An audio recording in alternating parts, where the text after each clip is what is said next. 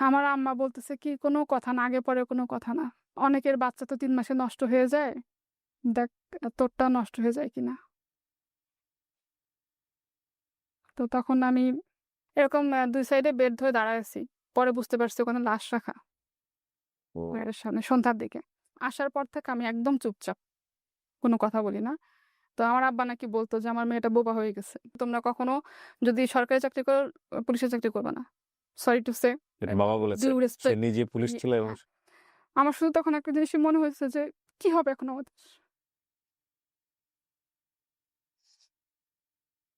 বাসায় যখন আসতাম, আমার কাছে মনে হতো কি আমি দুনিয়ার সবথেকে বড় ভুল করছি এটা। এমন কোনো রাত নাই যে ভাই আমি কান্না করি নাই। এই গল্পের কখনো না কখনো আপনি নিজেকে খুঁজে পাবেন। আসসালামু আলাইকুম প্রিয় দর্শক এবং শ্রোতা। আল্লাহ সর্ব অবস্থায় আমাদের মঙ্গল করুন। সবসময়ের মতো এই প্রার্থনা জানিয়ে শুরু করছি লাইফের একটি এপিসোড। যারা আমাদের অনুষ্ঠানগুলোতে অংশগ্রহণ করতে চান, আপনারা জানেন যে studio of creative arts limited সামাজিক যোগাযোগ মাধ্যমের জন্য বেশ কয়েকটি অনুষ্ঠান নির্মাণ করে। সবই মূলত স্টোরি বেইস। একটা হচ্ছে লাইফ, LIFE, যেটা এই মুহূর্তে আপনারা দেখছেন। আরেকটি হচ্ছে ব্র্যান্ডিং বাংলাদেশ এবং আরেকটি হচ্ছে ওয়ানটা আমাদের খুব রিসেন্টলি শুরু হয়েছে, শুধুমাত্র ইউটিউব কেন্দ্রিক। এবং আরও একটি হচ্ছে আপনাদের সবচেয়ে প্রিয় অনুষ্ঠান আমি বলবো আপন ঠিকানা। এছাড়াও আমাদের আরও একটি অনুষ্ঠান রয়েছে প্রবাসীর অন্তর্কথা। সেটা আমরা শুধুমাত্র দেশের বাইরে যারা প্রবাসী জীবন কাটাচ্ছেন, কাটিয়ে ছুটিতে এসছেন, বাংলাদেশে অবস্থান করছেন, তো এরকম মানুষদেরকে নিয়ে আমরা তাদের গল্পগুলো তুলে ধরি। সো যে কোনো অনুষ্ঠানে আপনারা অংশগ্রহণ করতে চাইলে আমাদেরকে ফোন করতে পারেন 09639887777, এটা হচ্ছে আমাদের ফোন নাম্বার। এছাড়া আপনি চাইলে মেইলও করতে পারেন sharemystory24@gmail.com। ভিডিওর কোনাতে দুটোই দেওয়া আছে, নাম্বার এবং ইমেল অ্যাড্রেস, আপনারা দেখে নেবেন। আপনার নামটা একটু বলেন প্রথম। জি, আমার নাম হচ্ছে নুরুন নাহার শিমুল, শিমুলের বয়স কত? 38। জন্ম জেলা কোথায়? জন্ম আমার হচ্ছে সাতক্ষীরাতে, বাট আমার হোম ডিস্ট্রিক্ট গোপালগঞ্জ। শুরু করেন আপনি যেখান থেকে বলতে চান, যেভাবে বলতে চান। আমার বাবা সরকারি চাকরি করতো, সেই সুবাদে হচ্ছে বিভিন্ন জায়গায় থাকা এবং সেজন্য হচ্ছে আমার জন্ম সাতক্ষীরাতে। আমরা হচ্ছি ৪ ভাই-বোন। আমি হচ্ছি ভাই-বোনের মধ্যে মেজো। আমি খুব দুরন্ত টাইপের ছিলাম, কথাবার্তা বেশি বলতাম। তারপরে চটপটা ছিলাম। বাট আস্তে, আস্তে সেটা হচ্ছে ৫ বছর বয়সে এসে চেঞ্জ হয়ে যায়। তো আমার যখন ৬ মাস বয়স, তখন আমার বাবা হচ্ছে পোস্টিং হয়ে আসে সাতক্ষীরা কালীগঞ্জ থানায়। জি। তো তখন ওই বাসায় যে ভাড়া নেয় বাড়িওয়ালি, উনি আমাকে দেখে হচ্ছে কোলে করে নিয়ে যায়। দেখতেছে যে মা একা পারতেছে না ২ টা বাচ্চা নিয়ে। ১.৫ বছরের ছোট বড় উনি কোলে করে নিয়ে যায়। ওই কোলে করে নিয়ে যাওয়ার পর থেকে ৫ বছর আমি হচ্ছে বড় হয়েছি উনার কাছে। এই কোলে করে নিয়ে যাওয়ার দিয়ে যায়নি? না, দিয়ে গেছে। মানে এতই ভালোবেসে ফেলেছে যে হ্যাঁ, আপনাকে সবসময় কোলে তুলে আমাকে আসে। আচ্ছা। সবসময় কোলে করে রাখতো। বাড়িওয়ালের হচ্ছে উনার ২ ছেলে মেয়ে। ছেলে আর মেয়ে তখন ২ জনই হচ্ছে কলেজে পড়ে। আর উনার মেয়ের নাম ছিল হচ্ছে আনোয়ারা। আমি ডাকতাম হচ্ছে আনো আপা। ৫ বছর পর্যন্ত আমার আব্বার যতবার পোস্টিং হয়েছে, আমার আব্বা পোস্টিং ক্যানসেল করছে। ক্যানসেল শুধুমাত্র আপনি এখানে আমার জন্য। ওকে। পোস্টিং এর কথা শুরু হলে আমি সিক হয়ে যেতাম। তো আব্বা জানে যে ওখান থেকে নিয়ে গেলে আমি অসুস্থ হয়ে যাব। তো ৫ বছর পরে যে পোস্টিংটা হলো ওটা আব্বা ক্যানসেল করতে পারেনি। আব্বা তখন ট্রান্সফার হয়ে বরিশাল পিরোজপুর, যেটা পিরোজপুরে আসলো। তো কিসের জব আসার করতো আপনার বাবা? পুলিশের চাকরি করতাম। ট্রাকে যখন আব্বা সবকিছু তুললো, আমাকে আব্বা কোলে নিছে। উনি তখন চিৎকার করে কান্না করত। আ আপনার মেমোরিতে আছে এটা? হ্যাঁ, এটা আমার খুব মনে আছে। ওই বাসা থেকে মাটির রাস্তা ছিল কতখানি। তো ট্রাক যতক্ষণ মাটির রাস্তা দিয়ে আসেনি, অতক্ষণ পর্যন্ত কান্না করতে, করতে ট্রাকের পিছনে আসছে। আমি এত কথা বলতাম ছোটবেলায়, ওদিন নাকি আমি কোনো কান্না করিনি। আসার পর থেকে আমি একদম চুপচাপ। কোনো কথা বলি না। তো আমার আব্বা নাকি বলত যে আমার মেয়েটা বোবা হয়ে গেছে। অনেকটা ইন্ট্রোভার্ট টাইপের। ইন্ট্রোভার্ট মানে একদম এক্সট্রিম লেভেলের ইন্ট্রোভার্ট। একটা সময় পরে কি হলো, আমার ছোট চাচার সাথে হচ্ছে ওই যে আমার যে বড় আম্মার কথা বললাম, উনার যে মেয়ে ছিল, আনা আপা বলতাম, উনার বিয়ে হলো। তারপরে পিরোজপুরে ৫ বছর, এর মধ্যে ওনারা বেশ কয়েকবার আসছে। আমরা বেশ কয়েকবার গিয়েছি, দেখা সাক্ষাৎ হয়েছে। কিন্তু ওই যে আগের যে একটা আমি কথা বলতাম, মিশতাম, ওই জিনিসটা আমার মধ্যে ছিল না। তো এরপর থেকে হচ্ছে পড়াশোনা শুরু হলো। তো আমি ছোটবেলা থেকে আলহামদুলিল্লাহ খুব বেশি ভালো না হলেও আবার খুব বেশি খারাপ স্টুডেন্টও ছিলাম না। কেন যেন ছোটবেলা থেকে মনে হতো কি বড় বোন আদরটা বেশি পাচ্ছে। আমি কম পাচ্ছি। সবকিছু থেকে আমি বঞ্চিত হচ্ছি। ক্লাস 3 কি 4 এ যখন পড়ি, তখন হচ্ছে পিরোজপুর শিশু একাডেমিতে হাতের লেখায় আমি 2nd হই তখন। হুম। 2nd পুরস্কার পেয়ে আসলাম। অনেকগুলা বই, তারপর হচ্ছে কলম, তারপরে হয়তো আরো কিছু ছিল সাথে। ক্লাস 5 পর্যন্ত ওখানে পড়ছি। তো 5 এর অর্ধেক বছর তখন আমরা গোপালগঞ্জ চলে আসছি গোপালগঞ্জ, ওখানে 3 বছর ছিলাম। তো 98 যে বন্যাটা হলো, ওই বন্যার সময় হচ্ছে আমার স্কলারশিপ দেওয়ার কথা ছিল। তো 5 এ তখন দিতে পারিনি। 2001 সালে আমরা ঢাকায় আসি। 8 এর মাঝামাঝি সময়টাতে। আমি আমার বড় বোন যেহেতু পিঠাপিঠি ছিলাম, পড়াশোনা করছি একই সাথে একই ক্লাসে। তো ভর্তি করায় দেয়। তো ওখানেও হচ্ছে আমি 8 এর 2nd টার্ম পরীক্ষা দিই। 2nd টার্ম পরীক্ষাতে রেজাল্ট মাশাআল্লাহ ভালো হয়। তো আমাদের বিজ্ঞান স্যার ছিল লিটন স্যার। একটা বেত নিয়ে সবসময় ঢুকতো বিজ্ঞান ক্লাস নিতে গেলে। স্যারের ইয়াটাই ছিল যে আমি আজকে ক্লাসে আসছি মানে সবাইকে একটা হলেও পিটুনি খাইতে হবে। পিটুনি খেতে হবে। হ্যাঁ। তো এসে বলতো 1 টা পৃষ্ঠা বা 2 টা পৃষ্ঠা এরকম পড়া দিচ্ছি, এটা পড়ো। এখান থেকে শর্ট কোয়েশ্চেন ধরবো। হুম। তো এরকম ধরতো, সবাই মাইর খেত। হ্যাঁ, আলহামদুলিল্লাহ আমি কখনো স্যারের কাছে মাইর খাই না। আমি 1 পৃষ্ঠা হলে পড়লো, একটা প্রশ্ন করলো, আমি আনসার দিতে পারতাম। তো 8 এ যখন স্কলারশিপের রেজিস্ট্রেশন হবে তখন হচ্ছে স্যার আমাকে বলতেছে কি, "শিমুল তোমার রেজাল্ট তো ভালো, তুমি স্কলারশিপটা রেজিস্ট্রেশন করো।" তো আমি বলছি, "ঠিক আছে স্যার, আমি বাসায় কথা বলব।" তো বাসায় কথা বলব বলার পরে বাসায় এসে যখন বলছি, তো আব্বা-আম্মা বলছিলেন, "দরকার নাই। বছরের মাঝখানে আসছো, ভালো করে পড়াশোনা করতে পারো না?" তো আমি স্যারকে যেয়ে কথা বলছি। তো স্যার কি করছে, যেদিন একদম রেজিস্ট্রেশন লাস্ট ডেট, ওদিন আমাকে বলতেছে কি, "চলো তোমার বাসায় যাবো।" এসে মাকে বলতেছে যে, "ভাবি পারবে ও।" আমি সে আত্মবিশ্বাস আছে দেখে হচ্ছে ওকে আমি রেজিস্ট্রেশন করানোর কথা বলতেছি। ওদিন থেকে নিয়ত করছি, হ্যাঁ আমার স্কলারশিপ পেতে হবে। বৃত্তি পরীক্ষা দিলাম, দেওয়া শেষ।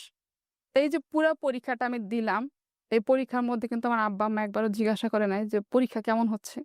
আমার আব্বা কিন্তু ছোটবেলা থেকেই পড়াশোনার ব্যাপারে খুবই সিরিয়াস। আমাদেরকে নিয়ে বসতো, নিজে হাতে পড়াইতো, পড়াশোনার জন্য টিচার লাগবে, কি লাগবে, এ লাগবে সবকিছু। কিন্তু আপনার ব্যাপারে উদাসীন। হ্যাঁ, আমার ব্যাপারে উদাসীন, এটা ইচ্ছাকৃতভাবে করতো নাকি হয়ে যেত, এটা আমি ভেবে বলতে পারব না। আমার বড় বোন হচ্ছে ক্লাস 5 এ যখন বৃত্তি পরীক্ষা দিবে, তখন আমরা পিরোজপুরে।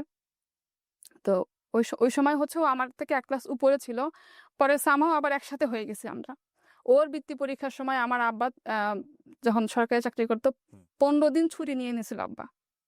আমার ছোট চাচা আ নরসিংদী পলাশ সার কারখানায় কেমিস্ট ছিল।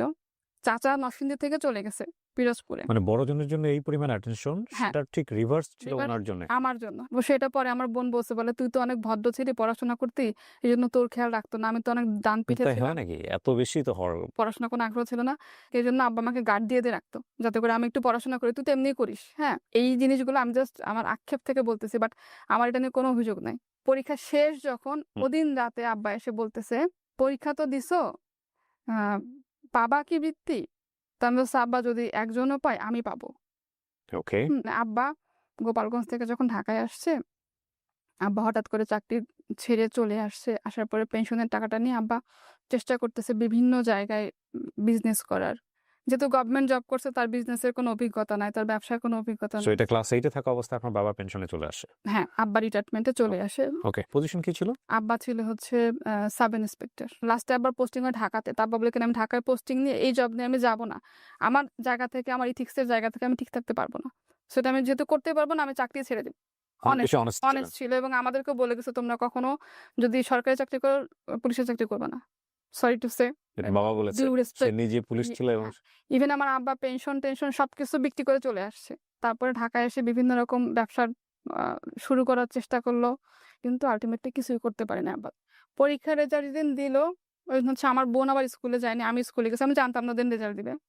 তো লিটন স্যার কি করছে, খাতা, রেজিস্টার খাতা নিয়ে প্রত্যেকটা ক্লাসে গিয়ে নাম্বার সহ বলতেছে, "নুরুন নাহার বাংলায় এত, ইংলিশে এত, ম্যাথে এত।"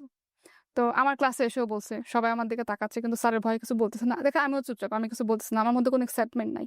আমি চুপচাপ শুনে বসে আছি। তো স্যার কি করছে, সব বলে টলে অফিস রুমে গিয়ে, আমাদের বাসায় তখন TNT ফোন ছিল, ল্যান্ড ফোনে স্যার ফোন করছে। ফোনটা ধরছে আমার বড় বোন। বড় বোন যখন শুনছে, ও খুশিতে বাসার কাপড় পরে স্কুলে চলে আসছে।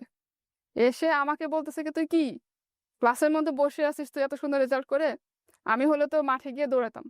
বলে আমাকে টেনে নিয়ে গেছে। হুম? কারণ আমার মধ্যে তো ওই জিনিসটা নাই যে আমি ভালো কিছু করতেছি, সেটা আসলেই কি ভালো? এটা কিন্তু খুব ইম্পোর্টেন্ট বিকজ এই অ্যাপ্রিসিয়েশন মানুষের জীবনে খুব রাইট। জরুরি। অ্যাপ্রিসিয়েশনটা ফ্যামিলি থেকে ছিল না, না বলেই উনার কিন্তু এই কনফিউজ মুভমেন্ট। হুম। জি। তারপরে তো আব্বা খুশি, আমাকে চেন কিনে দিল। তারপরে হচ্ছে সবাইকে পুরান ঢাকা থেকে মিষ্টি এনে, আমি তখন ক্যান্টনমেন্টে, আমি ঢাকায় এসে ক্যান্টনমেন্টে আসছি, ওখানেই এখন হুম। আছে। আব্বা তখন হচ্ছে পুরান ঢাকায় ইসলামপুরে ২ টা কাপড়ের দোকান নিছে ওকে। ব্যবসার জন্য। তো ওখানেও ভালো করতে পারিনি।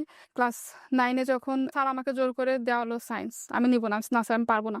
9 এ চলতেছে ভালোভাবে কিন্তু আমি কথা বলতাম না। স্কুলেও কথা বলতাম না, বাসায়ও কথা বলতাম না। ওই যে ইন্ট্রোভার্ট টাইপের যেটা রয়ে গেছে, বাইরে গিয়েও কথা বলতাম না। আমার যে টিচার পড়াইতো উনার নাম ছিল মনা ভাই। তো মনা ভাই হচ্ছে আমাকে আর আমার বড় বোনকে একসাথেই পড়াতো। আমার বড় বোন ছিল আর্টস, আমার ছিলাম সায়েন্স। তো মনা ভাই তখন রাগ হয়ে একদিন বাসা থেকে চলেই গেছে। যে আঙ্কেল আমি খালু আপনার মেয়েকে আমি পড়াবো না। তুমি কথা বলে না। ওকে আমি পড়াবো না। এরকম টাইপের ছিলাম। বলতাম না। আমার কথা হচ্ছে আমি যেটা পারতেছি আমি লিখে দিচ্ছি। ফিজিক্স, কেমিস্ট্রি আমি লিখে দিচ্ছি। কিন্তু আমি আবার আপনাকে বোঝাবো কেন? 9 গেল ক্লাস 10 এ আমি যখন প্রি-টেস্ট পরীক্ষার সময় হচ্ছে আমার টনসিল ইনফেকশন হলো। এটা ছোটবেলা থেকেই ছিল। ইমিডিয়েটলি অপারেশন করাইলো। করানোর পর তখন আমাকে ডাক্তার আব্বাকে বলে দিছে যে, "টানা ১ বছর কিন্তু ওর এরকম জ্বর, ঠান্ডা, কাশি থাকবে এবং হুম। সারাক্ষণ ঘুমাবে।"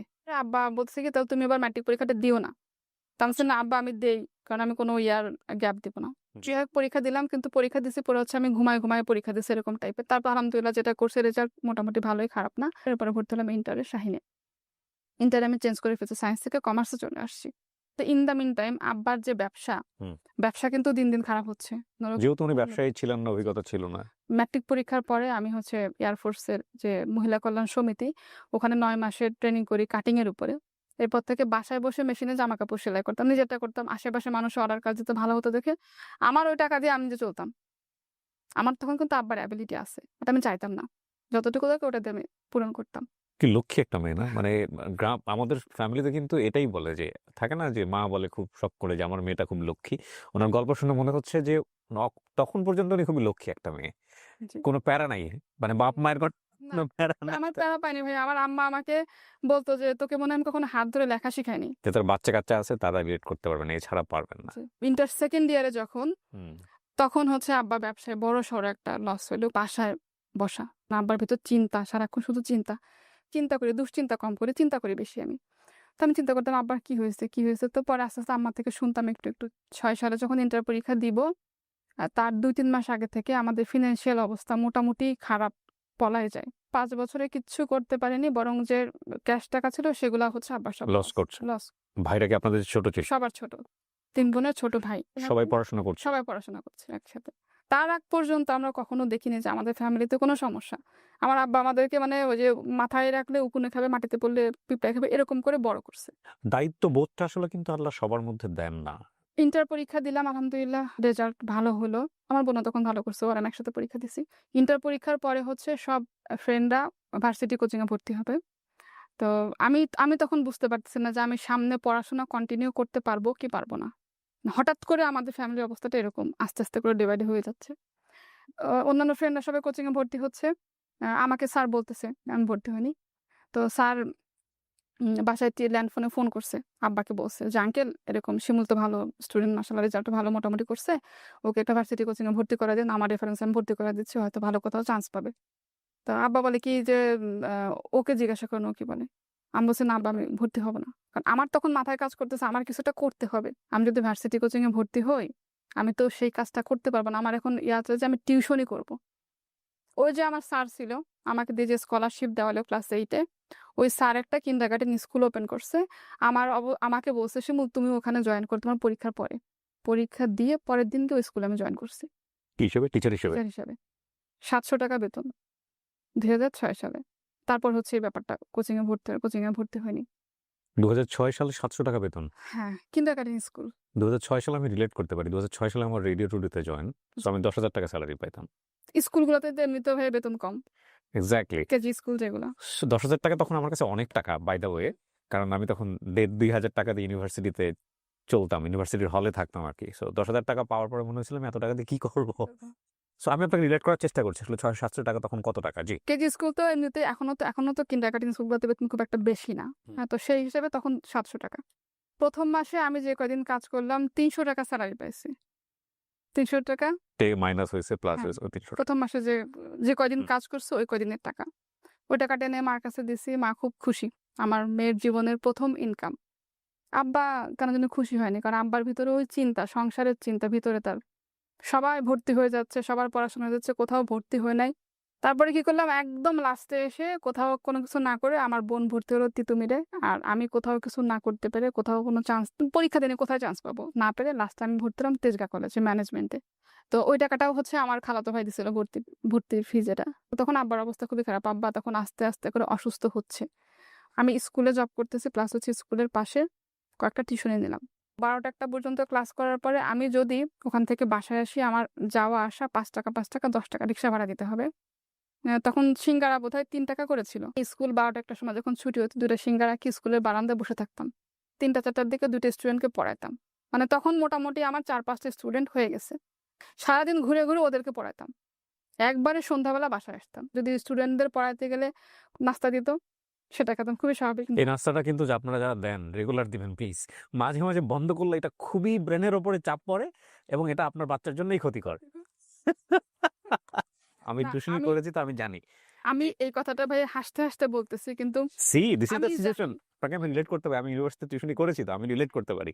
এটা খুবই ইম্পর্টেন্ট এবং এমনও হতো যে পড়াচ্ছি কিন্তু খেয়াল আছে কখন নাস্তাটা আসবে। নাস্তাটা আসবে। এবং এটা আপনাদের কাছে ইম্পর্টেন্ট না হলেও এটা খুবই ইম্পর্টেন্ট। খুবই এবং আপনার বাসায় যদি কোনো টিচার এরকম থাকে তার প্রতি আপনারা এই কনসেন্ট্রেশনটা দিবেন এবং এটা খুব জরুরি। শুধুমাত্র এই মানে খাওয়া না, মাঝে মাঝে তাকে বোনাস দিয়ে দিন, মাঝে মাঝে তাকে ভালো কিছু গিফট করেন। হ্যাঁ, এটাতে আপনার সন্তান হেলদি থাকবে এবং definitely it's a kind of সাদাকা আমি মনে করি। জি, তারপরে হচ্ছে ওই স্কুলটা আমার বাসা থেকে একটু পেছন দিকে ছিল। এর মধ্যে আবার আমার এলাকার আরেকটা ভালো স্কুল থেকে অফার আসলো আপনি ম্যানেজমেন্টে ভর্তি হলেন? ম্যানেজমেন্টে। ওকে, ফাইন। তখনও আমি কিন্তু ভর্তি হইনি, এটা ভর্তি হওয়ার আগের কথা, রেজাল্টের পরে যখন স্কুল চেঞ্জ করলাম ওখানে চাকরি হয়ে গেল। ওখানে তখন 1200 টাকা বেতন। খুব একটা কলেজে আমি যেতাম না তখন, যে অনার্সে ভর্তি হলাম তেজগাঁ কলেজে। তখন স্কুল বাসা থেকে একদম কাছে, স্কুলে যেতাম। স্কুল থেকে এসে গোসল করতে করতে 4 জন স্টুডেন্ট 4-5 জন আসতো, ওদেরকে পড়ানো শেষ করতে করতে আমি আবার খেতাম। ওদের পড়া শেষ করায় আমি আবার রেডি হয়ে ওদের সাথে বের হয়ে যেতাম। সব শেষ করে বাসায় আসতে আমার 8টা থেকে 9টা বাজতো। ওই সময়টাতে আমার আব্বা টোটালি অসুস্থ, বেডরিডেন মানে বিছানায় পড়া। একদম। আব্বার যেটা ছিল liver cirrhosis. In the meantime আব্বাকে অনেকবার ডাক্তার দেখানো হয়েছে, কেউ বলতো না যে আপনার লিভারের এই কন্ডিশন। 7 সালের থেকে আব্বাকে মাসে একবার হইলেও হাসপাতালে ভর্তি করতে হতো, কারণ যখন তখন আব্বার প্রচন্ড ব্যথা উঠতো, পেট ফুলে যেত, ব্যথা সহ্য করতে না পেরে মুখের মধ্যে হাত দিয়ে বমি করার চেষ্টা করতো একা একা। আশেপাশের বাসার মানুষজন দেখতো আব্বা কিভাবে চিৎকার করতেছে, অসহায়ত্ব, বাবাদের অসহায়ত্ব সহ্য করা যায় না। দেখা যায় না। তখন পুরো সংসারটা চলতে হচ্ছে, মানে ওই কয় টাকা আমি যে পাচ্ছি ওটা দিয়ে, প্লাস ওটার মধ্যে আব্বার মেডিসিন, বাকি ভাই বোনের পড়াশোনা। আর তখন আমার বড় বোন আবার কয়েকটা নিল, টিউশনি নিল। খরচ বেশি হবে দেখে বাসার 5 তলা থেকে নিচতলায় আসলাম। নিচতলা বাসাটা ছোট। এই করে করে 2007 গেল, 8 গেল, 9 সাল। পেট ফুলে যেত, চিৎকার করে সারা রাত কান্না করতো, রাতে আমরা ঘুমাতে পারতাম না, আহা, আব্বাকে নিয়ে বসে থাকতাম। মানে এরকম একটা অবস্থা। সো এমনিতে ফিনান্সিয়াল কন্ডিশন তখন খারাপ। তারপরে হচ্ছে ওই 3 বছর আব্বা ট্রিটমেন্ট করাতে গিয়ে মানে আমার আম্মা স্বর্ণ পর্যন্ত বিক্রি করে দিছে, কিছু নাই, উল্টা আরো লোন হয়েছে মানুষের কাছ থেকে। আমাদের এলাকায় এক আপা ছিল, খ্রিস্টান, উনি ম্যাটারনিটির ডক্টর ছিল, ম্যাটারনিটি। তো ওই আপা সব রিপোর্ট দেখে বলতেছে কি যে তোমরা তো একটু বড় হয়েছে, এখন তো বুঝো, যদিও বলা ঠিক না, তারপরে বলি বাবা তো খালুর পিছনে অনেক টাকা খরচ করছো, আর কোনো টাকা পয়সা তোমরা খরচ করো না। মানে দেয়ার ইজ নো হোপ। হ্যাঁ, বাবা বিছনায় পড়ে আছে এরকম ভাবে তো কেউ দেখতে পারে না। তো আমরা চেষ্টা করছি, ঠিক আছে দেখি কি হয়, দেখি কি হয়। তারপরে একজন বলল কি যে পিজিতে নিয়ে যাও। তো নিয়ে গেলাম পিজিতে আব্বাকে।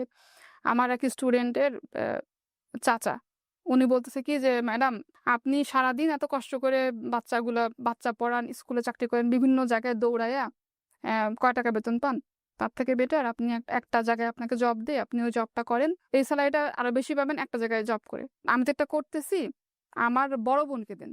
বড় বোনের হচ্ছে 2009 সালের মে মাসে একটা জব হয়, এটা উত্তরাতে একটা ব্রোকারেজ হাউসে। উনি কি পড়াশোনা অবস্থায় জবে ঢুকে? পড়াশোনা অবস্থায় জবে ঢুকে। এর মাঝে ভাই আমি যখন স্কুলে জব করতাম তখন আমি ইন্টারের পরে যখন অনার্সে ভর্তি হলাম, অনেক জায়গায় সিভি দিছি, বিভিন্ন অফিস থেকে কল আসতো, ইন্টারভিউতে যেতাম। তখন পর্যন্ত আপনার জীবনে কোনো মানুষ আসেনি মানে লাইক না, ইউ লুক বিউটিফুল, কেউ না কেউ তো পোক করার কথা? করছে ভাই, কিন্তু ওই সুযোগটা কোথায়? তখন চিন্তা শুধু মাথায় যে আমার ফ্যামিলি, বাবা অসুস্থ, ভাই বোনের পড়াশোনা, আমাদের পড়াশোনা, ফিউচারটা কি, ভবিষ্যৎটা কি, কি করব?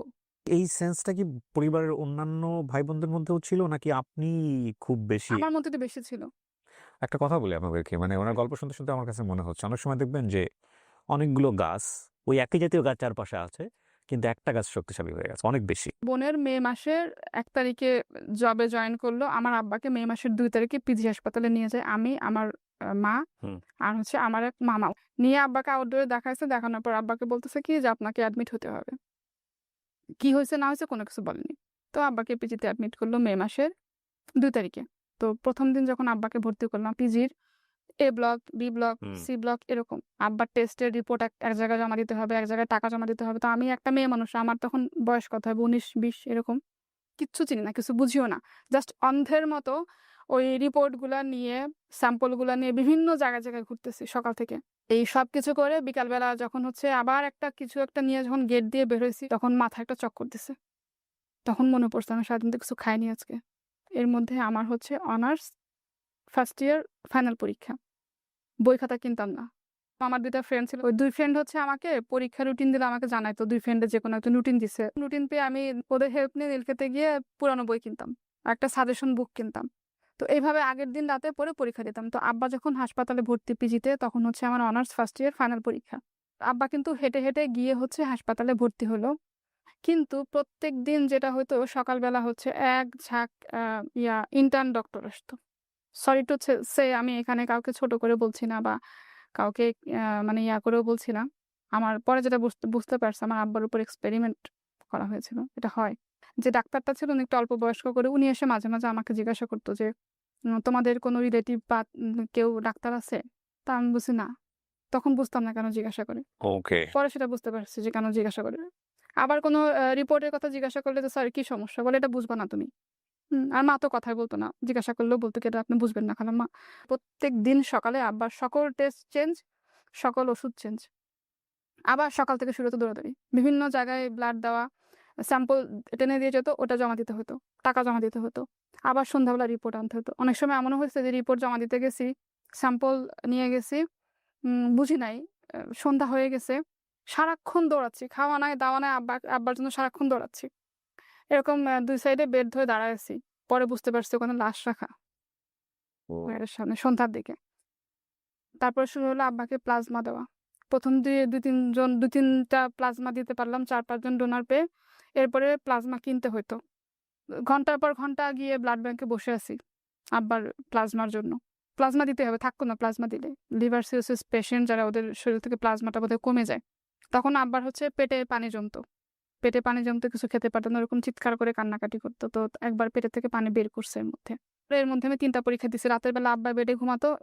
মাঝখানে জায়গা, এই পাশে একটা বেড, ওই পাশে মানে ওই বেডে পেশেন্ট। নিচে পাটি বিছায় বা একটু চাদর-টাদর বিছায় মা একটু কোনরকম কাঁথরে শুতো আর আমি এই জায়গাটায় ওই ডিম আলো যে আলোর মধ্যে বসে, বসে রাতের বেলা একটু পড়তাম। পড়ে পরদিন সকালে যে পরীক্ষা দিতাম। এর মাঝে আমার ছোট ভাইকে নিয়ে আসছি যে, "আমি একা আর পারতেছি না এভাবে দৌড়াদৌড়ি করে। আবার আমার পরীক্ষা শুরু হয়েছে, তুই একটু থাক।" তো ও ছোট মানুষ 6 এ পড়ে, 7 এ পড়ে। তারপরেও মাশাআল্লাহ ভাই অনেক করছে। আমার বোন বলতেছে কি যে, "কালকে তো শুক্রবার, আমার অফিস বন্ধ। আমি হসপিটালে আসি। তুই জামাকাপড় সব নিয়ে বাসায় আয়। ওগুলো একটু ধোয়া লাগবে, ক্লিন করা লাগবে, আব্বার জামাকাপড়ও ধোয়া লাগবে।" এর মাঝে আমি ভাই একদিনও বাসায় আসিনি। ও শুক্রবার দিন হচ্ছে গেছে। শুক্রবারে বাসায় আসছে। শুক্রবার সারাদিন যেয়ে শুক্রবারের ভোর রাতটা শনিবার শুরু হবে ওই সময়। আব্বা প্রচন্ড অসুস্থ। আমার বোন হচ্ছে আ কাজিন-টাজিন সবাইকে ফোন দিয়ে বলছে, আমার খালাতো ভাই-টাই যারা আছে সবাইকে ফোন দিয়ে বলছে যে, "আব্বার এরকম খুবই খারাপ অবস্থা। আপনারা পারলে আসেন।" তো সবাইকে বলছে কি আমাকে না বলতে। আমি আমার ২ টা ভাই-বোন নিয়ে একা বাসায়, আর কেউ নাই বাসায়। তো সামহাউ বাড়ি থেকে আমার এক কাজিন, মামাতো বা খালাতো বোন হবে, আমার বোনকে ফোন করতে গিয়ে ভুল করে আমাকে, ও খবর পাইছে। খবর পেয়ে ভুল করে আমাকে ফোন করছে। আমাকে ফোন করে বলতেছে যে, "কিরে খালুর কি অবস্থা? খালু নাকি অনেক অসুস্থ।" আমি বলছি, "কি বলেন?" তো আমি সঙ্গে, সঙ্গে আমার বোনকে ফোন দিছি। তখন হচ্ছে ফজরের আজান দিছে। ও দূরে চলে গেছে। বাট আমি শুনতে পাচ্ছি আব্বা যে চিৎকার করতেছে ব্যথায়। তো বলতেছে কি যে, "আব্বার শরীরটা একটু খারাপ তো, ব্যথা অনেক বেশি হচ্ছে। আব্বা খুব চিৎকার চেঁচামেচি করতেছে।" তো আমি বলছি, "আমি এখনই আসি।" বলে কি, "এখন আসিস না? একটু ভোর হোক। তারপরে ওদেরকে বাকি 2 ভাই-বোনের কথা বলতেছে, ওদেরকে নিয়ে তারপর আসিস।" না আমাকে আবার বলছে কি যে, আব্বাকে আমরা বাড়ি নিয়ে যাবো। আব্বা বারবার করে বলতেছিল যে আমাকে গ্রামে নিয়ে চলো, আমি থাকবো না। তো বলছে কি যে, "আব্বার কয়েকটা কাপড়-চোপড় নিয়ে আসিস।" জামাকাপড় আমি একটা ব্যাগে করে জাস্ট কয়েকটা নিয়ে, তারপর আমার কোনো জামাকাপড় নেইনি। ওগুলা নিয়ে হচ্ছে আমি হসপিটালে গেছি। গিয়ে দেখি ভাই আব্বার মানে যে কন্ডিশন, আব্বার চিৎকার শুনে পুরুষ ওয়ার্ডের যত মানুষ ছিল সবাই ওখান থেকে বের হয়ে গেছে। কেউ থাকতে পারতেছে না। সবাই কান্না করতেছে আব্বার চিৎকার দেখে। আব্বা শুধু বলতেছে যে ডাক্তারকে আপনাদের হাতে পায়ে ধরে আমার পেটের পানি বের করেন। পেট ফুলে এরকম হয়েছে, পেটে ব্যথায় চিৎকার করতেছে। তো ডাক্তার আমাদেরকে বলতেছে কি যে এখন আর বের করার কোনো অপশন নাই। তো আমরা বুঝতে পারলাম আব্বাকে আমরা বাড়িতে নিয়ে যাই। তখন আব্বার অক্সিজেন লাগতেছে, অক্সিজেন সাপোর্ট দিতে হচ্ছে, ফুল অক্সিজেন। তো বেডেই আছে। তো বলতেছে কি যে আপনারা যদি এখন গোপালগঞ্জ নিয়ে যান, অতখানি রাস্তা যেতে গিয়ে ওনার অক্সিজেন সাপোর্ট ফুল পাবে না, নিতে পারবেন না আপনারা। আত্মীয়-স্বজন সবাইকে আসতে বলেন। সবাই আসুক, এসে ওনাকে দেখুক। তারপরও মনের আশা ছাড়ি না যে আব্বা তো এরকম ব্যথায় কান্নাকাটি করে। তো ডাক্তার বারবার এসে বলতেছে আপনাদের সবাইকে আসতে বলেন, সবাইকে আসতে বলেন। সবাইকে বলছি, সবাই যে যেখান থেকে পারছে আসছে। স্যালাইন চলে না, তখনও ডাক্তার এসে এতগুলা টেস্ট লিখে দিয়ে গেছে। একটু পরে নার্স এসে ভেন খুঁজতেছে ব্লাড নিতে। পরে আমরা বলছি কি যে আপনারা যে ব্লাড নিবেন, যে মানুষটা স্যালাইন চলে না, ব্লাড কিভাবে নিবেন? বিকাল হচ্ছে, আস্তে আস্তে করে আব্বার চিৎকার কমে যাচ্ছে আর দোয়া পড়তেছে, কিন্তু প্রচুর কষ্ট পাচ্ছে।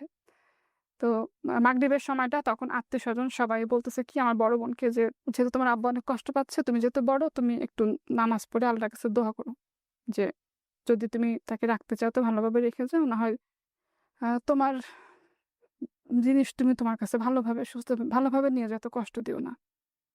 তো এরকম আব্বা এরকম শোয়া, আর মাথার কাছে আব্বার ২ হাত ধরে এরকম দাঁড়ানো। আব্বা দোয়া পড়তেছে, দোয়া পড়তেছে।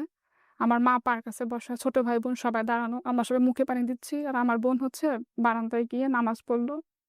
নামাজটা পড়ে জাস্ট এসে দাঁড়াইছে আব্বার কাছে, ও এসে একটু মুখে পানি দিছে। ওই সময়টাই হচ্ছে আব্বা মারা গেল ঠিক মাগরিবের সময়। তো আমি তখন হাত ধরাবে। তো সবাই কান্না করছে। আমি কান্না করিনি। কেন করিনি ভাই আমি জানি না। আমার শুধু তখন একটা জিনিসই মনে হয়েছে যে কি হবে এখন আমাদের?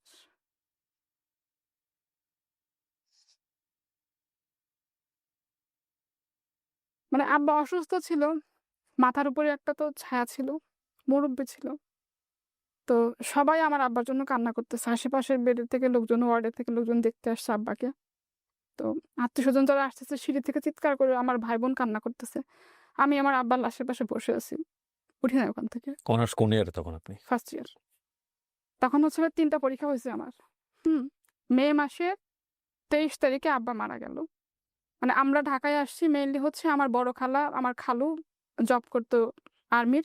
সেই খালা থাকতো ক্যান্টনমেন্টে, ওই সুবাদে আমাদের ক্যান্টনমেন্টে আসা। তো খালারা আমাদের মাথার উপর, ভাইয়েরা অনেক বড় একটা সাপোর্ট হিসেবে সবসময় ছিল। বড় বোনের তখন খালার ছোট ছেলের সাথে রিলেশন। ওই সময়টা ভাইয়েরা সবাই আসছে, হসপিটালের বিল টিল সব হচ্ছে ভাইয়েরা দিছে। তো ওদিকে আমার দাদি তখন অনেক অসুস্থ, দাদি তখন বেঁচে আছে, উনি তখন চোখে ভালো করে দেখে না। দাদি জানে যে আমার আব্বা অসুস্থ, বাট মারা গেছে, দাদিকে বলেনি। কেন আমার আব্বা হচ্ছে কি দাদির প্রথম সন্তান, বড়। ২৩ তারিখ সন্ধ্যা রওনা দিয়ে ২৪ তারিখ ভোরবেলা হচ্ছে আমরা বাড়ি থেকে পৌঁছাইলাম। উঠানের মধ্যে বড় করে হচ্ছে সামিয়ানা টানায়। তো মনে করছে কি আব্বা যেহেতু অসুস্থ, বাড়িতে আসবে, আত্মীয়-স্বজন সবাই দেখতে আসবে দেখে বোধহয় এত আয়োজন করছে। আমার দাদি এটা মনে করতেছে, আমার চাচারা কেউ বলেনি। তো যখন আব্বা দাদি শুধু শুনছে যে ভোর রাতে অ্যাম্বুলেন্সটা ঢুকছে, আমাদের বাড়ির দাদি বাড়ির পাশেই হচ্ছে একদম মেইন রোড। অ্যাম্বুলেন্সটা ঢুকছে, আমার দাদি তখন আস্তে আস্তে করে বের হয়েছে। যখন দেখলো যে আব্বার কফিনটা বের করছে, তখন তো সে বুঝছে যে আব্বা নেই। তখন তো আমার দাদি মাথা ঘুরে পড়ে গেছে এখানে।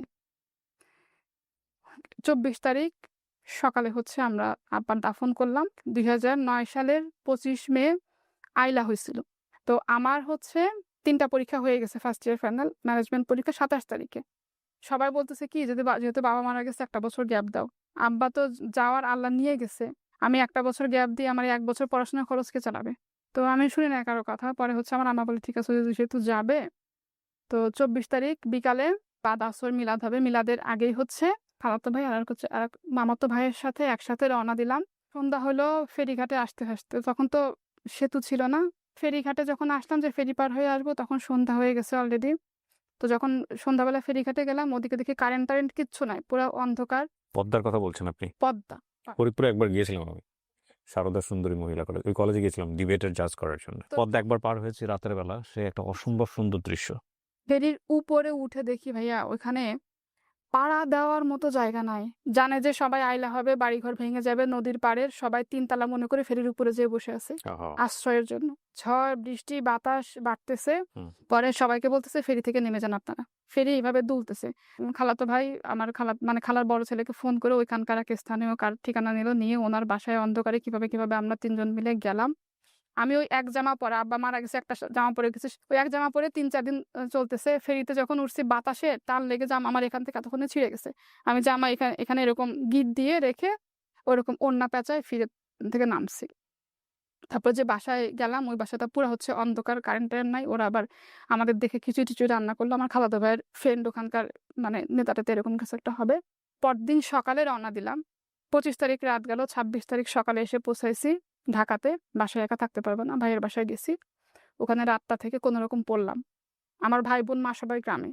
পরের দিন যখন পরীক্ষার হলে গেছি, সবাই আমাকে দেখে অবাক হয়ে গেছে। যে, "তোমার না বাবা মারা গেছে, তুমি কি করে আসলা পরীক্ষা দিতে?" আমি কি পরীক্ষা দেব? আমি শুধু পরীক্ষা দিছি, টপ করে আমার চোখ দিয়ে পানি পড়তেছে। এর মাঝে আমার ছোট বোনটা যখন ম্যাট্রিক পরীক্ষা দেয়, আব্বা তখন অসুস্থ। ঝড়ের পরের দিন সকালে যখন গাড়িতে করে আবার ঢাকায় আসতেছি, তখন খবর পেলাম যে এসএসসি রেজাল্ট দিছে আমার বোনের, ছোট বোনের। তো ও হচ্ছে ভাই অনেক ভালো রেজাল্ট করছে আমাদের সবার থেকে মাশাআল্লাহ। তারপর হচ্ছে আমার আম্মা ওরা সবাই ঢাকাতে ব্যাক করলো ১ দিন পরে। তারপরে ২০১০ সালে আমি জয়েন করলাম বাইং হাউসে। আমার খালাতো ভাই একটা জবের ব্যবস্থা করে দেয় বাইং মানে এটা কি আপনি অনার্সে পড়া অবস্থায়? অনার্সে পড়া অবস্থায়। বাইং হাউস বলতে যেটা হচ্ছে ওনারা বিভিন্ন ওয়ার্ডার নিয়ে আসে আরকি। অর্ডার নিয়ে আসে। হ্যাঁ। Okay. But as a parts of garments. Garments. Garments এর জন্যই ওয়ার্ডার নিয়ে আসে, তাই তো? হুম, জি। হুম। তারপর? আমি যখন বাইং হাউসে জয়েন করি তখন বেতন হচ্ছে আমার ৳৮,০০০। তখন অনেকে মানা করছে, "বাইং হাউসে জয়েন করো না। বাইং হাউস ভালো না। মেয়ে মানুষ কাজ করতে পারবা না। অনেকে এই করবে, সেই করবে।" তারপরেও গেছি যে আমার চাকরির দরকার, আমার তো করতে হবে। তখন আমার বোন চাকরি ওটা করতেছে, কন্টিনিউ করতেছে। আর ছোট ২ ভাই বোনের পড়াশোনা চলতেছে।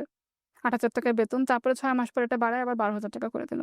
তো বোন তখনও জব করতেছে। ও জব করে, ওর টাকাটাও ফ্যামিলিতে দেয়। আমার টাকাটাও হচ্ছে আমি চাকরি করে প্রত্যেক মাসে মার হাতে দিয়ে দিই। তো ভাই বোনের পড়াশোনা, সংসার খরচ। তারপরে বাবা নাই মাথার উপরে, এটা যে কত বড় একটা অভিশাপ। বাবা যদি অসুস্থ হয়ে বিছানায় পড়েও থাকতো, সেটাও অনেক বড় একটা ব্যাপার ছিল। ওদিন পহেলা বৈশাখ আমার মনে আছে। তো আমি হচ্ছে গোসল করে জাস্ট বের হইছি, চুলগুলা ছাড়া, হাতে মেহেদি নেওয়া। তো আমার বোন পরিচয় করায় দিচ্ছে যে, এই যে রনি ভাই, উনার সাথে আমার রাস্তায় দেখা হয়। আবার আমার মানে ওর ২ টা টুইন বোন আছে। ওই বোন ২ টা আমার সাথে ইন্টারে একসাথে পড়তো। হুম? তো ও বলতেছে কি, ওই যে ইতি-সিতির ভাই রনি ভাই আমার সাথে রাস্তাঘাটে দেখা হয় পরিচয়। ভাই একটা কাজে আসছে এখানে, আমাদের বাসায় আসছে। তো আমি জাস্ট হ্যালো দিয়ে, হাই দিয়ে আমি রুমে চলে গেছি। তারপরে একদিন অফিস থেকে আসার সময় গাড়ি থেকে উনি নামছে, আমিও নামছি। নেমে রিক্সা নিবো। তো বলতেছে কি যে, "তুমি শিমুল না?" আমি বলছি, "হ্যাঁ।" বলে, "আমার সঙ্গে চলো, রিক্সায় যাই।" তো রিক্সায় আসতেছে, কথা বলতেছে, গল্প করতেছে। তো আমি শুধু শুনতেছি, আমি কিছু বলতেছি না। রিক্সা থেকে যখন নামবো তখন বলতেছে, "তুমি মনে হয় আমাকে চিনো নাই, তাই না?" আমি বলছি, "না ভাইয়া, আমি আপনাকে চিনি নাই।" বলতেছে কি যে, "আমি রনি। ওইদিন তোমাদের বাসায় গেছিলাম যে।" আমি বলছি, "ও আচ্ছা, হ্যাঁ, এখন চিনতে পারছি।" পরে উনি নেমে গেছে। আমি বাকিটা রাস্তা বাসায় যেতে হাসতেছি একা। আমার অফিস বারিধারা ডিউসেস থেকে আমি এসে এমইএস নামতাম আর উনি উত্তরা থেকে এসে এমইএস নামতো। তখন এমইএস এর ওখানে ফলের দোকান ছিল। হুম। ইচ্ছা করে প্রত্যেকদিন ফল দেখতো। তো আমি প্রত্যেকদিন এসে বলতাম, "ভাই কি করেন?" বলছে যে, "ফল দেখতেছি।" তো আমি বলছি, "কিনেন?" না থাক, কিনবো না, চলো যাই। হুম। চলো যাই বলে আমরা একসাথে রিক্সায় করে আসতাম। তো আমাদের ওই যে দেখাটা হচ্ছে এতটুকুই। দেখা, সাক্ষাৎ, কথাবার্তা। রিক্সায় যেতাম সকালে, রিক্সায় আসতাম। তারপরে হচ্ছে এরকম একদিন বলতেছে যে, "তোমার সাথে আমার একটু কথা আছে।" বসলো একটা রেস্টুরেন্টে অফিস শেষ করে। বসে আমাকে প্রপোজ করলো, বলল। আগে থেকেই বুঝতেন যে হ্যাঁ, কিছু একটা হতে যাচ্ছে। বুঝতে পারছি। তো পরে আমি বললাম যে, "দেখেন, আপনি আমার ফ্যামিলিতে কথা বলেন।" তখন আমার বড় বোনের বিয়ে হয়নি। "যদি হচ্ছে আমার ফ্যামিলি থেকে রাজি থাকে, আমার কোনো সমস্যা নেই।" তো বলে, "ঠিক আছে, আমি কথা বলব, সমস্যা নাই। বাট আমরা তো একসাথে যাওয়া আসার পথে দেখা হচ্ছে, আমরা তো যাওয়া আসা করতে পারি।" আমি বলছি, "ঠিক আছে, এরকম।" তো এভাবে করে যাওয়া আসা করতেছি। যাওয়া আসার পথে কথা বলতে একটা ভালো রিলেশন হয়ে গেল। তখন থেকে রিলেশন আমাদের। হ্যাঁ, বাট ওই যে আমি তোমাকে ভালোবাসি, তুমি আমাকে ভালোবাসো, এরকম কখনো বলা হয়নি। হুম। হুম। আবার আমাদের কথা হয়তো খুবই কম। রাতে বাসায় আসতাম। অফিস থেকে আসছি, খাওয়া-দাওয়া করছেন, আমি আপনি করে বলতাম। তুমিতে আসছি আমি অনেক পরে। খাওয়া-দাওয়া করছেন? কি করতেছেন? ঘুমাচ্ছি। এই এতটুকুই শেষ কথাবার্তা। তো আমার বোন শুনছে যেন কার কাছে যে আমি ওর সাথে একসাথে আসতেছি। এসে আমার মার কাছে বলছে। তো এটা নিয়ে আমার মা আমাকে একটু বকা দিছে যে, "এরকম কেন এলাকার মধ্যে একসাথে এরকম যাওয়া আসা করে মানুষে দেখে, কথা বলে, এভাবে একসাথে যাওয়া আসা করবা না।" এসে তো আমার এটা খুব রাগ লাগছে। তখন হচ্ছে আমি রাগ করে ওকে ওই কথাটা বলি যে, "এটা না আমার বোন এই কথাটা বলছে।" মাও রাগ করছে। তো ও ওদিন হয়তো অফিস বন্ধের দিন ছিল, বিকালে আমাদের বাসায় আসছে। বিকালে এসে আমার আম্মার সাথে কথা বলছে। বলছে কি, "খালাম্মা, শিমুলকে হয়তো এই ব্যাপারে কিছু বলছেন। তো যদি আপনাদের কোনো সমস্যা না থাকে আমার ফ্যামিলি থেকে আমি সবাইকে পাঠাই।" তখন ওর বড় ভাইয়েরও বিয়ে হয়নি। আমার ভাসুর যে ওকে। তারও বিয়ে হয়নি, আমার বড় বোনেরও বিয়ে হয়নি। তো বলতেছে, "যদি আপনারা চান তো আমাদের ফ্যামিলি থেকে সবাইকে পাঠাই।" তো আমার মা বলে কি, "দেখো বাবা, তুমি যে কথাটা বলছো এটাই অনেক বড় একটা ব্যাপার। হ্যাঁ? এলাকার ভিতরে একসঙ্গে যাওয়া আসা করো তো মানুষের কথাবার্তা বলে, এই কারণেই আমি রাগ করছি। কিন্তু তুমি যে নিজ থেকে এসে কথাটা বলছো এটাতে আমি খুশি হইছি। বিয়ে-শাদীর সময় হোক আমরাই নিজ থেকে বলব। কিন্তু চেষ্টা করে যাতে মানুষের কথাবার্তা না বলে।" তো তারপর যখন আমার মা জানলো যে আমার খালাতো ভাইয়ের ছোটবেলাকার ফ্রেন্ড, আবার খালাতো ভাই ওরা একসাথে পাশাপাশি বাসায় থাকতো। আমার খালু আর ওর বাবা একসাথেই জব করতো। তখন আমার আম্মা একটু নিশ্চিত হইছে। এরপরে আমার বড় বোনের বিয়ে হলো। এরপরে ভাসুরেরও বিয়ে হলো। বোনের ১০ সালে বিয়ে হলো। এই ১১, ১২, ২ বছরে ওদের বাসা থেকে আম্মাকে বলছে যে, "আমরা আসি, আমরা আসি।" তাও আম্মা বলে কি, "না, আমি এটা হুট করে কাউকে আনবো না। যখন বিয়ে দিব মেয়েকে তখন একবারে বলবো আসেন। বিয়ে দেওয়ার সময় হোক।" যাই হোক সবকিছু হওয়ার পর ২০১৩ সালে হচ্ছে আমাদের বিয়ে হলো। সবকিছু সুন্দরভাবে ভালোভাবে বিয়ে-শাদী হয়ে গেল। বিয়ে হওয়ার পরে আ জাস্ট তার পরের মাসেই হচ্ছে ভাই আমি কনসিভ করলাম। আমি জানি আমার মাথার উপরে কত বড় দায়িত্ব। আমি কিন্তু বিয়ের পরেও যে সেলারিটা পাচ্ছি আমি আমার আম্মাকে সম্পূর্ণটা দিয়ে দিচ্ছি। এটা কি আপনার হাসব্যান্ডের সঙ্গে আপনার মিউচুয়াল ডিল ছিল? মানে লাইক ও জানতো যে আমার ফ্যামিলিতে সাপোর্ট হচ্ছে আমি আর আমার বড় বোন। সাপোর্ট দেওয়ার মতো কেউ না। তখনও ছোট ভাই-বোন পড়াশোনা করে। আমরা যে বেতনের টাকাটা পাই, ওই টাকাটা আম্মাকে দিই। ওটা দিয়ে হচ্ছে আমার আম্মা সংসার চালায়। বিয়ের পরে যদি আমি না দিই আমার আম্মা চলবে কিভাবে? এটা নিয়ে আমার আম্মা তখন চাইছিল যে আমাকে বিয়া তো আগে দিবে না। কারণ আমি আলহামদুলিল্লাহ একটা ভালো জব করতাম। তখন ওই বাইং হাউস চেঞ্জ করে জয়েন করলাম মাল্টিন্যাশনাল একটা কোম্পানিতে। আম্মা জানতো যেহেতু ভালো একটা জায়গায় কাজ করে, কাজের প্রতি ডেডিকেশন আছে, ও ভালো করবে লাইফে। তো আম্মা চাইতো কি আমার বিয়েরও পরে হোক, আরো পরে হোক। আরো ভালো কিছু করি, ভাই-বোনদের পড়াশোনা হোক। তো এই কারণেই হচ্ছে অ্যা মানে বিয়েটা ওর ফ্যামিলি থেকে বারবার জোর দিছে, "না বিয়েটা হয়ে যাক, বিয়েটা হয়ে যাক।" তারপরে বিয়ের পরে যখন আমি কনসিভ করলাম ১ মাস পরেই তো আমার ননাসকে আর আমার শাশুড়িকে আমি বললাম, "তোমার মাথার উপর অনেক বড় দায়িত্ব। তোমার ফ্যামিলির দায়িত্ব। সো তুমি যদি বেবি রাখতে পারো তো অবশ্যই রাখবা। আর যদি তুমি মনে করো তুমি এটা নিয়ে ক্যারি করতে পারবা না, তোমার জব ছাড়তে হবে, তাহলে তুমি ডিসিশন নেওয়া কি করবা?" মানে জব ছাড়ার কথা একবারও বলে না আমার হাসব্যান্ড, শ্বশুরবাড়ির লোকজন কেউ বলেনি। তো আমি বলছি কি, "ঠিক আছে আমি একটু সময় নেই। কিন্তু আমার আম্মাকে বা আমার বোনকে কারো কাছে এখন এই কথা বলেন না।" আমার শাশুড়ি এক্সাইটমেন্ট ধরে রাখতে না পেরে আমার আম্মাকে ফোন দিছে। হুম। "বেয়ান আপনি তো নানি হবেন।" হ্যাঁ? তো আমার শাশুড়ি খুব খুশি। আমার আম্মা ওই কথা শুনে আম্মার প্রেশার বেড়ে গেছে। যে যদি এখন মেয়ে চাকরি ছেড়ে দেয়, সংসার চলবে কিভাবে? হ্যাঁ? খুশির খবর নাকি টেনশনের খবর চিন্তা করেন। জি। আম্মা আবার ফোন করে আমার বোনকে বলছে। আমার বোন আমাকে ফোন দিয়ে, "এটা কেন করলি? এই করলি, সেই করলি।" তো বলে পরে আবার বুঝাইছে যে, "দেখ যেহেতু হয়ে গেছে সাবধানে থাকিস।" ও তখন বেবি নেওয়ার প্ল্যান করতেছে না। ৩ বছর হয়ে গেছে ওর বিয়েরও তখনো বেবি নেয় নাই। অনেক বড় ভুল বোধহয় করে ফেলছি। তখন নিজের কাছে ফিল হচ্ছে এটা। পরে আমার ননাস ওরা বলতেছে, "কি করবা?" তো আমি বলছি কি, "আপা দেখেন যেহেতু আল্লাহ দিছে, আমি বেবিটা রাখবো। এরকম কোনো ভুল ডিসিশন আমি নিতে পারব না।" ৩ মাস পরে ১ম যখন আল্ট্রাসাউন্ড করলাম, করে ১ম ফোনটা আমার আম্মাকে দিছি। আম্মাকে ফোন করে বলছি কি যে, "মা, বেবির হার্টবিট আসছে আলহামদুলিল্লাহ ভালো আছে।" আমার আম্মা বলতেছে কি, "কোনো কথা না, আগে পরে কোনো কথা না। অনেকের বাচ্চা তো ৩ মাসে নষ্ট হয়ে যায়। দেখ তোরটাও নষ্ট হয়ে যায় কিনা।" তো তখন আমি মানে এটা আমার সারা জীবনের কষ্ট। প্রেগন্যান্ট অবস্থায় একটা মায়ের জন্য কতখানি কষ্ট এটা আমি জানি। দেন আমি ফোন রেখে দিছি। আমি কোনো কথা আর বলিনি। তো হয়তো মার জায়গা থেকে মা ঠিক ছিল। আমি এ কথা কখনো কাউকে বলিনি। আমার হাসব্যান্ডও জানতো না। শাশুড়ি বলে কি, "তুমি তোমার মার বাসায় যাও। তুমি খাওয়া-দাওয়া ঠিকমতো করতে পারতেছ না।" পরে আমার আম্মা তখন বলছে, "ঠিক আছে পাঠায় দেন।" তো গেছি মার বাসায় ৩ মাস পরে গেছি। কিন্তু মানুষের এত কথা শুনতাম ভাইয়া বিশ্বাস করবেন না। আমি আমার অফিসে কোনো কথা শুনি নাই। বাসায় যখন আসতাম আমার কাছে মনে হতো কি আমি দুনিয়ার সবথেকে বড় ভুল করছি এটা। এমন কোনো রাত নাই যে ভাই আমি কান্না করি নাই। যে আপনার হাসব্যান্ড এই বিষয়টা বুঝতো মানসিক বিষয়টা যে কেন আপনার উপর এই প্রেশারটা হচ্ছে আপনার ফ্যামিলি থেকে বা সামথিং আমি বলতাম না। ৩ মাসের পর যে মার বাসায় আসতাম আমি ওই সময়টাতে পুরাটা মার বাসায় থাকতাম। মার বাসায় ছিলাম। আমার হাসব্যান্ড মাঝে, মাঝে আসতো। মার সারাক্ষণ দেখতাম মন খারাপ থাকতো। মাস শেষে কিন্তু বেতনটা মাকেই দিচ্ছি। তারপরেও টেনশন। তারপরেও টেনশন আমার কাছে মনে হচ্ছে কি আমি এই বাসায় আশ্রিতার মতো আমি থাকতেছি। এরকমভাবে আমি থাকছি। বাট এমনিতে টেক কেয়ার করতো, খোঁজ খবর নিত। আমার বোনও আসতো।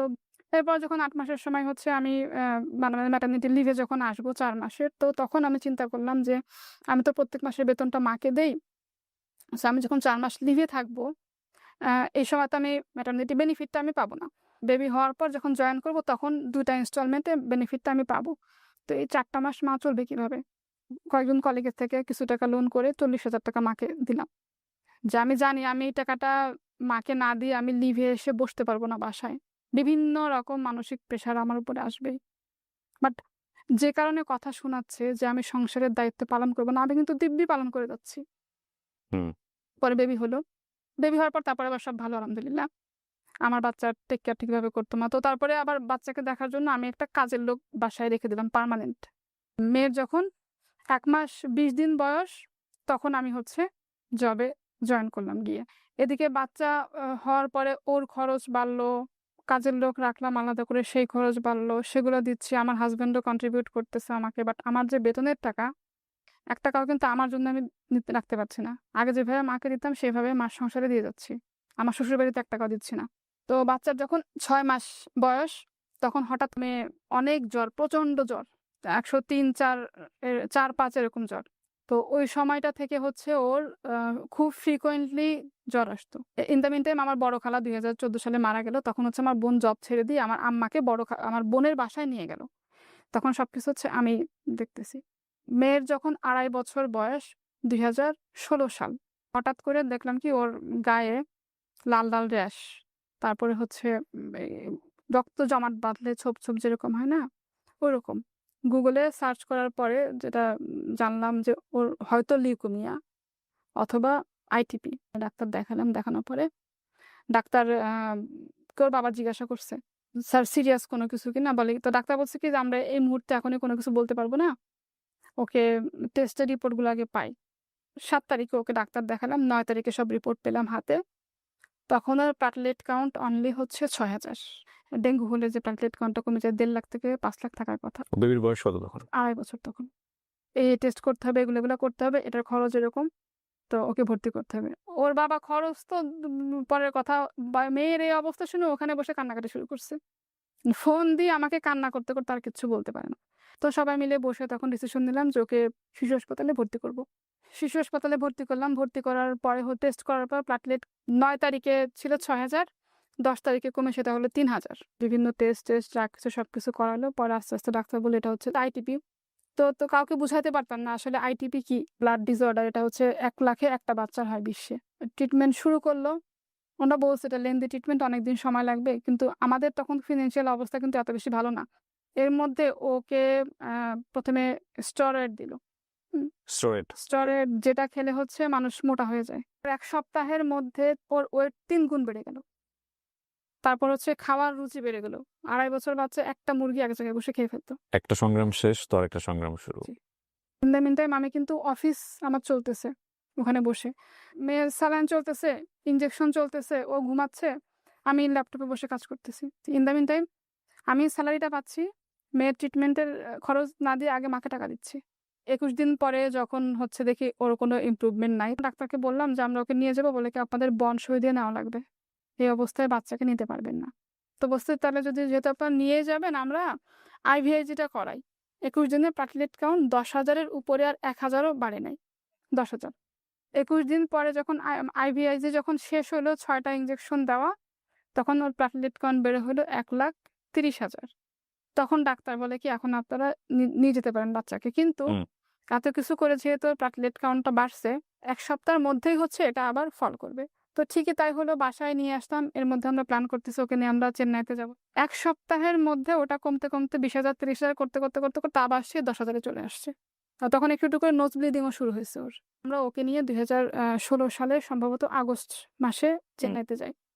টানা ২১ দিন চেন্নাইতে তো ট্রিটমেন্ট চললো। তো ডাক্তার ওখান থেকে বলছে দেখেন যে অনেকের হচ্ছে ৬ মাসের মধ্যে ভালো হয়ে যায়।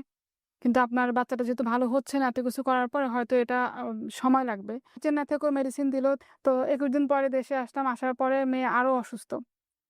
সমানে হচ্ছে নোজ ব্লিডিং আর কাশতে, কাশতে মানে এরকম গামছা ধরে রাখতাম। কাশি দিয়ে ফেলতো ব্লাড, নাক দিয়ে ব্লাড। তো ওটা যখন বাথরুমে ধুইতাম মানে কাঁচা রক্তের গন্ধ। ওহো!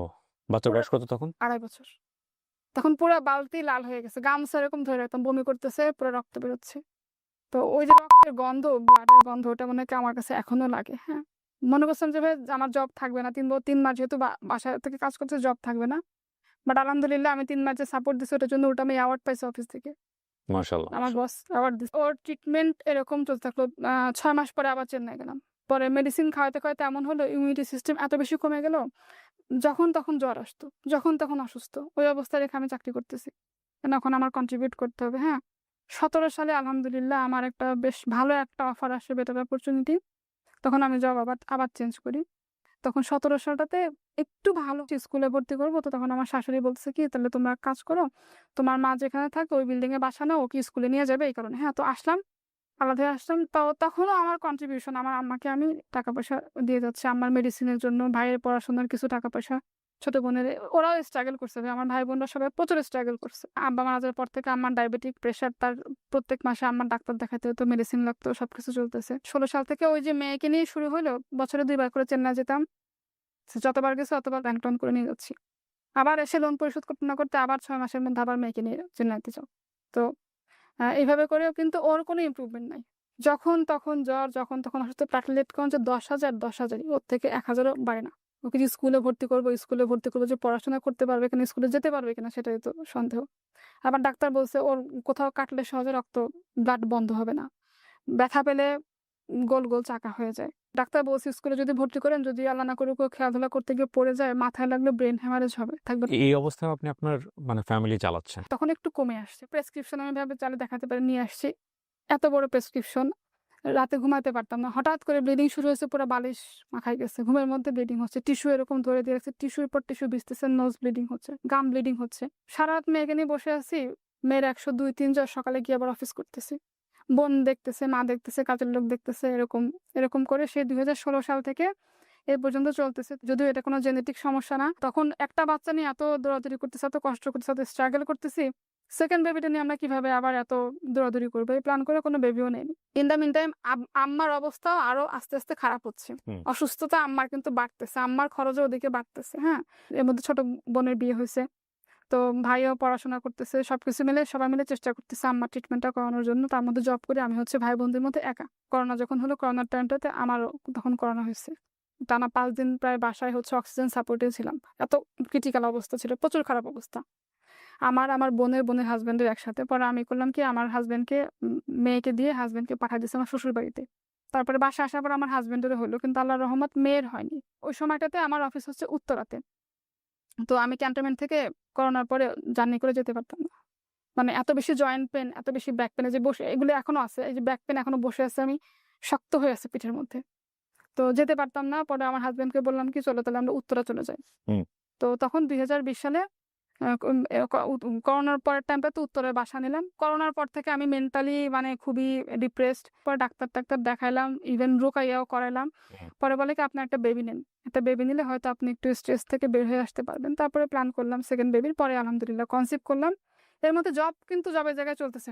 এরপরে সেকেন্ড বেবিটা যখন হলো, ওই বেবির বয়স যখন ৬ মাস, তখন এই বড় মেয়ের ট্রিটমেন্ট তো টানা চলতেছে। চেন্নাই থেকে বলছে কি, ওর হচ্ছে একটা সার্জারি করতে হবে, এটাকে বলা হচ্ছে স্প্লেনোক্টমি। মানে স্প্লিনটাকে রিমুভ করে ফেললে হয়তো সে ভালো হতে পারে। যদি কখনো প্ল্যান করেন তখন আসেন। তাছাড়া হচ্ছে আপনাদের চেন্নাইতে আর এখন আসার দরকার নেই। ওর তো কোনো ইমপ্রুভ হচ্ছে না। হ্যাঁ, এরপরে যখন উত্তরায় গেলাম, টানা এমন কোনো ডাক্তার নাই ওকে দেখায়নি। এক ডাক্তার দেখাইতাম, ২ মাস পর চেঞ্জ, সে ফেল, আমি পারতেছি না।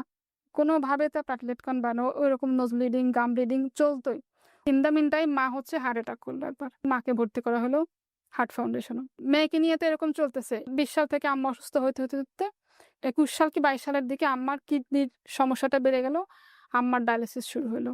তো এর মধ্যে আম্মার ডায়ালিসিসে তো প্রচুর খরচ। মার ট্রিটমেন্টে আমার ভাই বোন মিলে সবাই দিছে। আমিও আমার সাধ্যমতো কন্ট্রিবিউট করি যতটুকু পারছি। তো এভাবে করে ৩ বছর টানা মার ট্রিটমেন্ট চললো, ডায়ালিসিস। গত বছর অক্টোবর মাসে আম্মা মারা গেছে। এর মধ্যে ছোট ভাইকে বিয়ে দিলাম। ওর সংসার হইলো। ও জব-টব করতেছে। কিন্তু এই যে মেয়েকে নিয়ে স্ট্রাগল, এরকম হয়েছে একটা মেডিসিনের দাম ৳১,০০০। ৩০ দিনে ৩০ টা মেডিসিন।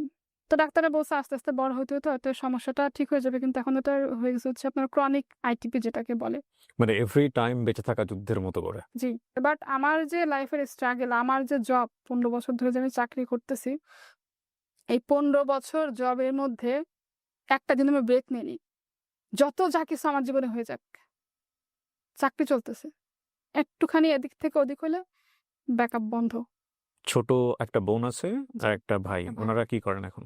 ছোট বোনের একটা ছোট অনলাইন পেজ আছে, ওখানে করে। ছোট ভাইটা মাল্টিন্যাশনাল কোম্পানিতে জব। তার মানে ওনারা মোটামুটি এস্টাবলিশড হয়ে গেছেন।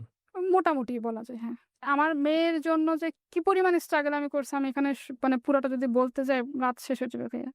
মানে এখানে আমি যেটা বুঝতে পারছি আপনার হাজবেন্ড অনেক সাপোর্টিভ, ডেফিনেটলি। ভদ্রলোক বাইরে বসে আছে ঘন্টার পর ঘন্টা ধরে, কোনো নাই, চুপ করে বসে আছে, সাপোর্ট দিয়ে যাচ্ছে। এবং ফ্যাক্ট ইজ দ্যাট আমাদের প্রত্যেকেরই জীবনে কম বেশি সংগ্রাম আছে। ওই সংগ্রামটার পেছনে কোনো কোনো মানুষের মানে নিরবিচ্ছিন্ন সাপোর্ট থাকে, ডেফিনেটলি। আল্লাহ ব্যালেন্স করেন এবং কোনো দিক থেকে তিনি পরীক্ষা নিলে আরও একটা দিক থেকে তিনি সহজ করে দেন, যাতে করে আমরা পরীক্ষায় উইন করি। আপনি গল্পটা কেন বললেন? আপনার গল্পটা আমি খুব মনোযোগ দিয়ে শুনেছি, বিভিন্ন রকমের বাঁক পেয়েছি। আপনিই বলেন কেন বললেন আসলে গল্পটা আজকে? 15 বছর জব করে আলহামদুলিল্লাহ আমি এখন যে পজিশনে আছি, আমি একটা ছোটখাটো ব্র্যান্ডে ম্যানেজার হিসেবে কাজ করছি। অনেকেই হয়তো যদি এই প্রোগ্রাম দেখে অনেকে আমাকে চিনবে। আমি আমার দায়িত্ব থেকে কখনো বের হয়ে আসিনি। আমি যতখানি স্ট্রাগল করছি, আমি যে যুদ্ধ করছি, আমি আমার জীবনে এমন সময় গেছে আমি চাইলে ভাই স্ট্রোক করতাম। বাট আমি শক্ত হয়ে দাঁড়াইছি। ভেঙে গেছি, আবার শক্ত হয়ে দাঁড়াইছি। না, আমি ভাঙবো না, আমি দাঁড়াবো। টিল নাও সেই স্ট্রাগলটা করে যাচ্ছি। কিন্তু আমি আলহামদুলিল্লাহ আমার সংসার, আমার কাজের জায়গায় ডেডিকেশন, দায়িত্ব অ্যাকচুয়ালি আমি কোথাও কখনো সরিনি। আমার শ্বশুরবাড়ির মানুষজনকে যদি জিজ্ঞাসা করেন আমি কেমন, ওরাই বলবে। আমার হাজব্যান্ডের থেকে ওদের সাথে আমার সম্পর্ক ভালো। কিছু হলে আমাকে ফোন দিবে। সারাদিন পরে বাসায় গিয়ে আমি নিজে হাতে রান্না করি। আমার বাসায় হেল্পিং হ্যান্ড আছে, যেহেতু বাচ্চাদেরকে রেখে আসি। আর বাসায় সিসি ক্যামেরা লাগানো, পুরো বাসা ওদেরকে দেখাশোনার জন্য। আমার কাজের মহিলা বলে কি, আপা আপনি কেন রান্না করেন? আপনি চাকরি করেন, এত বড় চাকরি, আপনার রান্না করার কি দরকার? আমি বলছি আমার ভালো লাগে না। বাচ্চারা সারাদিন পরে আমাকে পায়, হাজব্যান্ডকে রান্না করে খাওয়াবো, এটা তো আমার দায়িত্ব। জব করি বলে তো আমি দায়িত্ব এড়াতে পারবো না।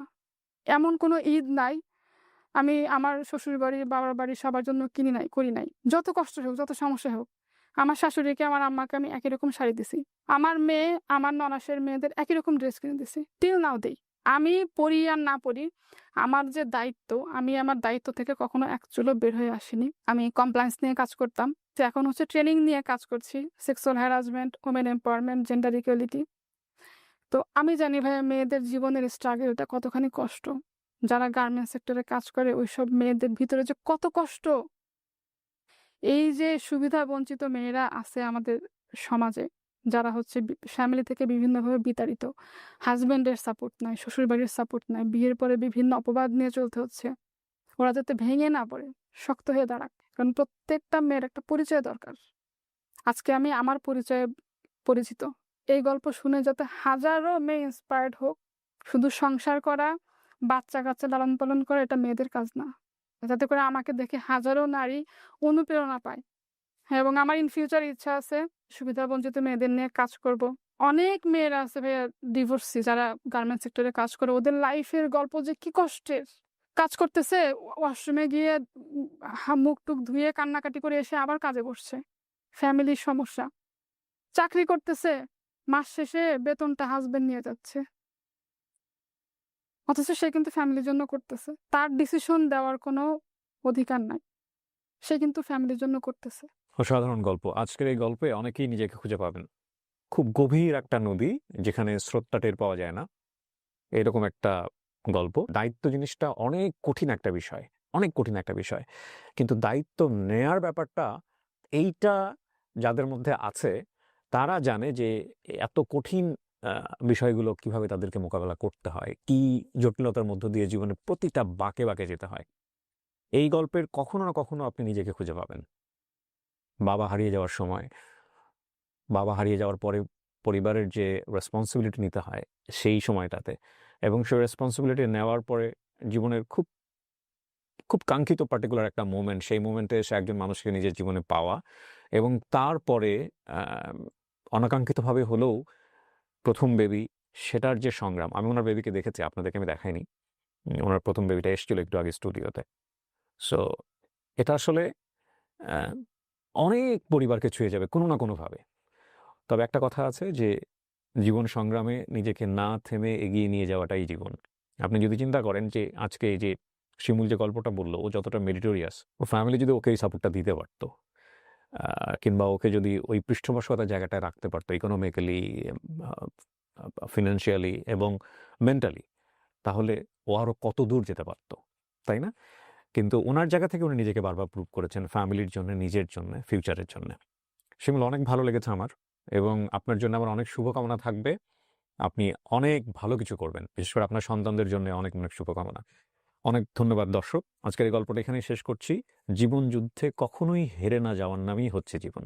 আমরা যেন হেরে না যাই। অনেক ভালো থাকুন। আজকের মতো এ পর্যন্তই। আসসালামু আলাইকুম।